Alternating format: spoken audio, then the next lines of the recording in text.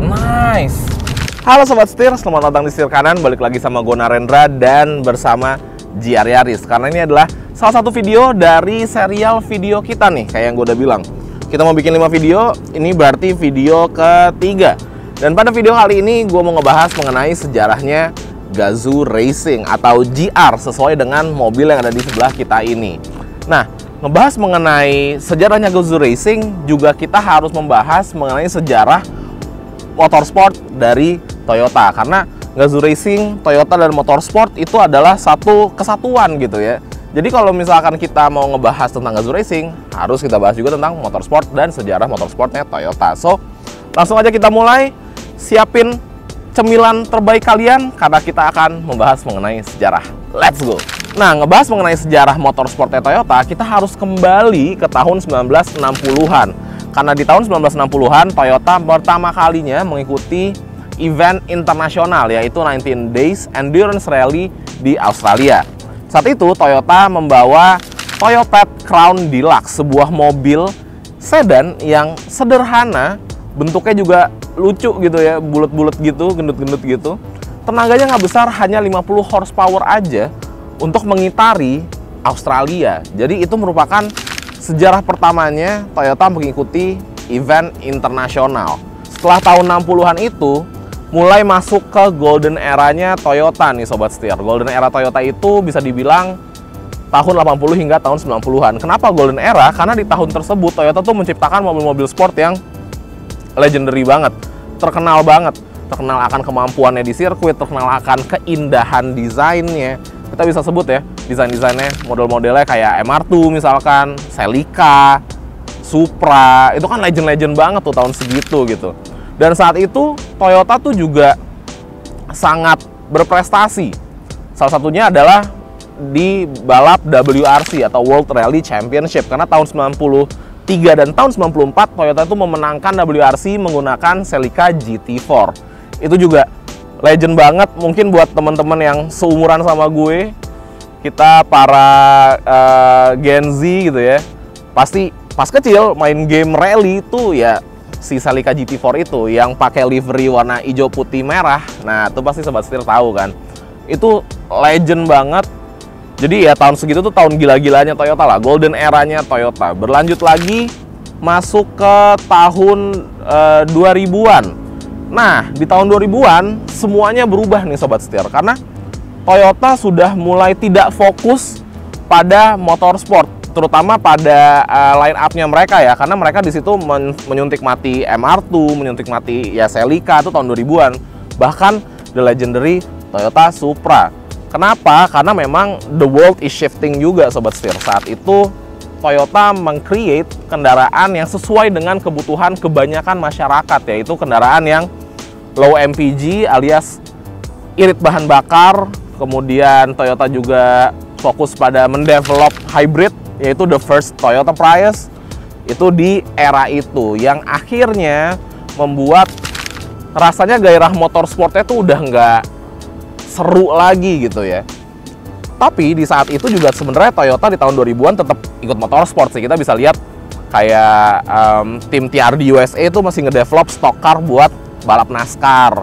Kemudian tim F1, Toyota juga masih main F1 dan balap-balap lainnya gitu. Tapi memang kembali lagi Toyota ketika mendevelop kendaraan itu serius banget, nggak main-main. Mereka mengambil teknologi-teknologi canggih, salah satunya dari motorsportnya, untuk ngedevelop dan diimplement ke mobil-mobil yang mereka jual. Namun sayangnya memang teknologi dari baik F1 maupun NASCAR itu different lah, berbeda. Bukan teknologi yang bisa ditransfer langsung untuk kendaraan mass production-nya.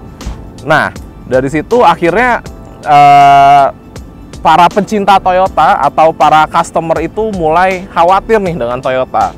Wah, Toyota kenapa nih? Kenapa Toyota jadi beda banget gitu? Beda banget dalam artian, oke, di track mereka hadir, tapi di jalanan, di realnya itu semua mobil-mobil yang tidak ada nafas motorsportnya gitu. Bukan berarti jelek ya, tapi memang saat itu fokusnya berbeda. Fokusnya lebih ke low MPG car, hybrid car, dan teknologi-teknologi untuk konsumsi bahan bakar yang lebih irit.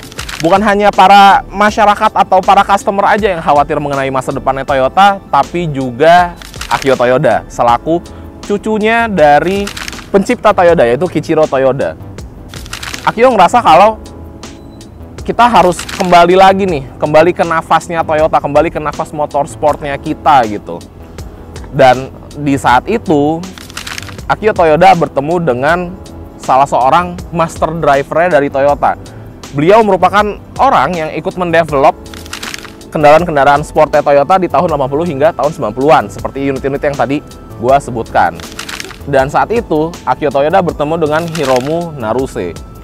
Nah, di sini mulai menarik nih Sobat Setir, karena bisa dibilang ini merupakan cikal bakal lahirnya Gazoo Racing. Tapi ntar dulu, kita jelasin dulu. Jadi, saat itu Akio Toyoda selaku board dari Toyota itu ngerasa kalau mobil-mobil Toyota tuh perlu di-develop dengan nafas sporty lagi nih. Cuman bentrok nih dengan Hiromu Naruse, karena Hiromu Naruse ngerasa kalau Akio Toyoda ini memang nggak bisa nyetir, nggak akan bisa create mobil yang enak gitu. Jadi basicnya to make a good car, you have to be a good driver. Sederhananya seperti itu. Dan akhirnya Hiromu Naruse, mengutip Hiromu Naruse, dia menawarkan Akio Toyoda untuk ya udah kalau nggak kita belajar aja deh, gimana seenggaknya sebulan sekali lah lo gue akan ajarin buat nyetir gitu. Nah, berangkat dari orang yang suka dengan otomotif, akhirnya tantangan tersebut diterima oleh Akio Toyoda. Padahal kalau kita lihat backgroundnya Akio Toyoda ini sangat berbeda, karena memang beliau dari lahir sudah erat banget dengan otomotif, tapi backgroundnya berbeda karena dengan tahta yang akan diemban nantinya, maka Akio Toyoda itu sudah dipersiapkan untuk sekolah bisnis, sekolah hukum, dan segala macamnya. Jadi memang bisa dibilang tidak ada background motorsport sama sekali gitu. Tapi untung bertemu dengan Hiromu Naruse. Jadi seolah-olah seperti master and apprentice lah. Mereka berdua belajar bersama. Sederhananya Hiromu Naruse hanya bilang, udah ikutin Hiromu Naruse aja di track. Kalau dia ngerem, Akio Toyoda juga harus ngerem. Kalau Hiromu Naruse menjauh, Akio Toyoda harus mendekat. Sederhana itu. Akhirnya mereka belajar bersama, belajar di sirkuit, dan terus berlanjut hingga mengikuti salah satu balap yang paling legendary di dunia, yaitu 24 Hours Nürburgring Race. Tentunya sebelum Akio Toyoda dan Hiromu Naruse memulai balapan di Nürburgring, sebelumnya mereka udah latihan dulu nih Sobat Setir. Jadi memang karena Hiromu Naruse merupakan seorang master driver, juga seorang master Nürburgring gitu. Jadi Hiromu Naruse tahu bahwa tempat Nürburgring merupakan tempat yang tepat untuk melatih Akio Toyoda. Nah, di Nürburgring itu memang manufakturer bebas ngetes mobilnya.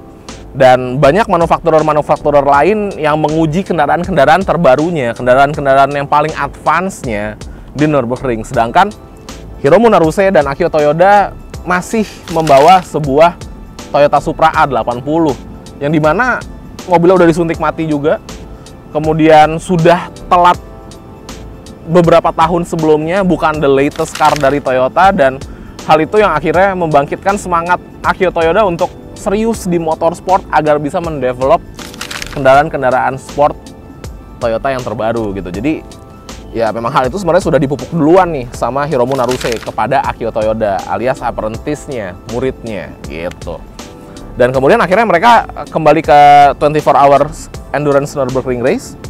Dan ya saat itu sedihnya Toyota tuh nggak mau bukan nggak mau ya, mungkin nggak bisa support ya, lebih tepatnya nggak bisa support Akio Toyoda untuk balap di Nürburgring. Kenapa? Karena banyak VIP dari Toyota ngerasa kalau ini mah hanya sebatas untuk enjoymentnya Akio Toyoda aja, ini nggak akan bawa feedback balik ke bisnis dan segala macam. Akhirnya Toyota nggak memberikan bantuan dana, juga nggak mau membawa nama Toyota. Akhirnya ya Akio Toyoda harus memutar otak dan membuat tim sendiri.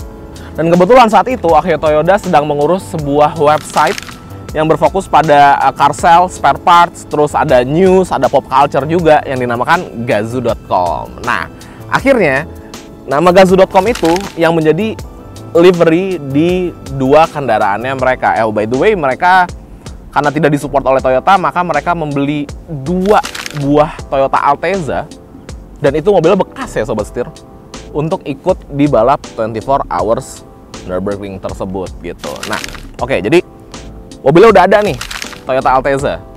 Liverynya juga udah ada, Gazoo.com. Dan tetap aja, jadi karena tidak disupport oleh Toyota, maka mereka tidak bisa menggunakan signature color-nya Toyota, yaitu warna merah gitu. Makanya mobilnya liverynya warna hitam dan putih, seperti itu.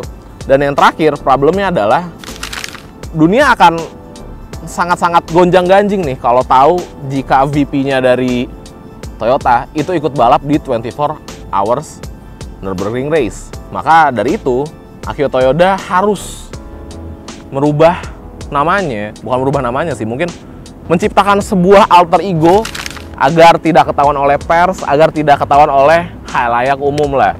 Dia menggunakan nama Morizo. Nah, Morizo ini sebenarnya adalah nama sebuah maskot dari event Aichi World Expo tahun 2005, Sobat Setir. Karakternya lucu, berbulu, warna hijau, itulah sebenarnya Morizo. Jadi, dia mengambil nama Morizo untuk menjadi nama alter egonya dan akhirnya turut ikut balap Nürburgring gitu. Nah, akhirnya berbekal dua buah Altezza bekas, Gazoo.com, dan seluruh orang-orang yang sangat mencintai motorsport, mereka berhasil menyelesaikan balap 24 Hour Nürburgring. Memang nggak juara satu. Akio Toyoda dan Hiromu Naruse finish di nomor 104 dan 110. Tapi di 24 Hour Nürburgring ini, itu sebenarnya untuk bisa finish aja udah sebuah prestasi ya. Karena balapan 24 jam muterin Nürburgring, apalagi ini kan bisa dibilang saat itu bukan tim yang besar banget gitu ya, bukan tim lemang gitu, ini ya hanya tim yang menggunakan mobil bekas, tapi tetap prestasi untuk finish itu udah nice banget Sobat Setir. Setelah balap 24 hour tadi, Nürburgring, akhirnya setahun setelahnya Toyota melahirkan sebuah mobil baru, sebuah mobil konsep sih sebenarnya, dan ikut turun ke Nürburgring, yaitu Lexus LFA Sobat Setir. Jadi memang sebenarnya development dari LFA itu udah dari tahun 2000-an sih.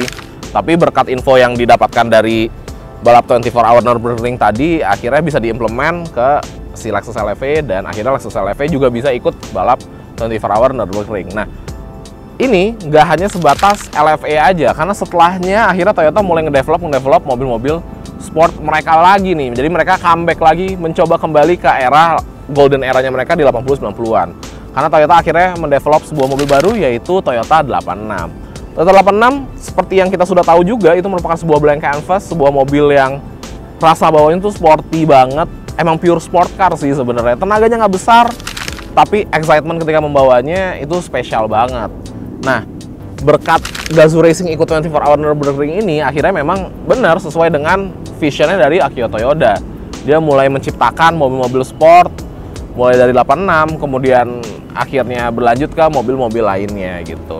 Nah, namun sayangnya pada tahun 2010 terjadi sebuah tragedi nih Sobat Setir. Jadi sebuah tragedi yang dimana merenggut nyawa Hiromu Naruse. Kejadiannya di Nürburgring juga, di area sirkuit. Memang bukan di dalam sirkuit sih, itu lebih di jalan di luar dari sirkuit itu ya.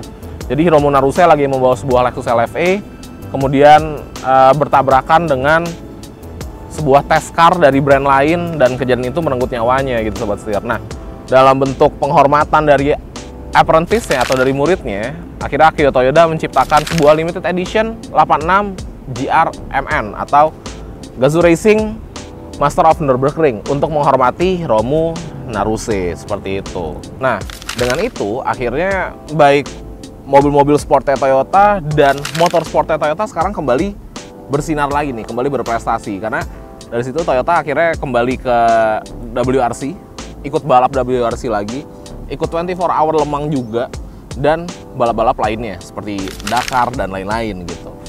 Jadi kebangkitan dari lahirnya dari Gazoo Racing itu memang memiliki dampak yang besar banget bagi motorsportnya Toyota. Gak selesai di 86, Toyota akhirnya kembali ngedevelop sebuah mobil baru yang dimana ini totally mobil Toyota gitu. Didevelop bersama tim Gazoo Racing, didevelop langsung juga oleh Akio Toyoda, dan lahirlah ini dia, si GR Yaris. Tapi pembahasan mengenai sejarah GR Yaris ini akan ada di video selanjutnya, video yang berbeda Sobat Setir. Jadi Jangan lupa, kembali lagi gue ingetin untuk nyalakan lonceng. Jadi kalau kita udah upload tentang history dari GR Yaris ini, kalian nggak akan kelewat Sobat Setir. Nah, setelah lahir GR Yaris, Toyota juga kembali melahirkan sebuah mobil dengan nama yang sudah sangat-sangat besar bagi para pecinta Toyota, yaitu Toyota Supra A90 Mark V. Nah, di situ kembali lagi lahir Toyota Supra sebagai the rebirth of the legendary Toyota Supra, yang dimana menjadi sebuah mobil tempat belajarnya Morizo Sobat Setir.